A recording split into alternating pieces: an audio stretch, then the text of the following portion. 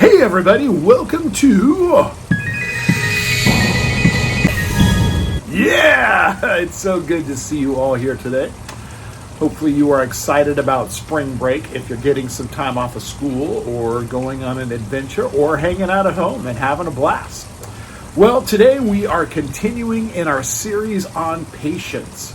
And we're going to hear about some people who weren't very patient, and it didn't take long before they did everything wrong. It was bad. It was really bad. All because they weren't very patient.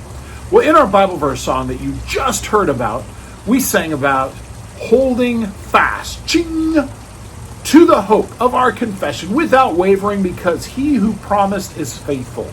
Boys and girls, we live in a world that's fallen. Things are broken. People are broken. Life can be difficult. Let's face it. You've lived through a pandemic. You've had crazy school schedules. People, relationship, all those can be really difficult.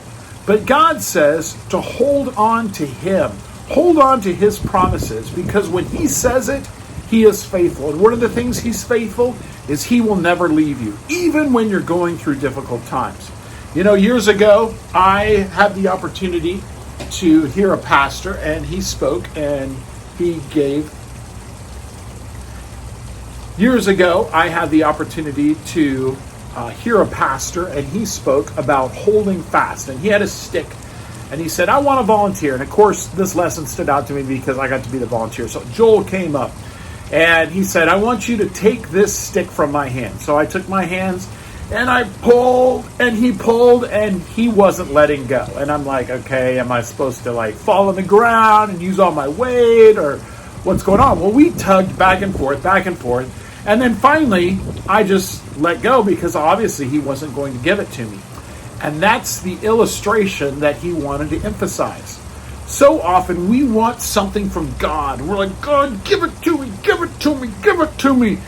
And God, for whatever reason, doesn't give it to us right then. Well, our tendency is to just let go and give up. But I think what God is saying is, rather than fighting with me and rather than struggling with me, trust me, just hold on. And when I did that, he let go, and I had it. He said, this stick represents God's promises.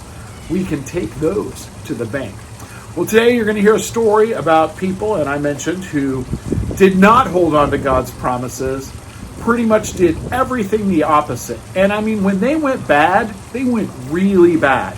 And my prayer for you guys is that you would hold on to God's promises, even when things are difficult, even when you don't understand why things are the way they are. Hang in there, all right?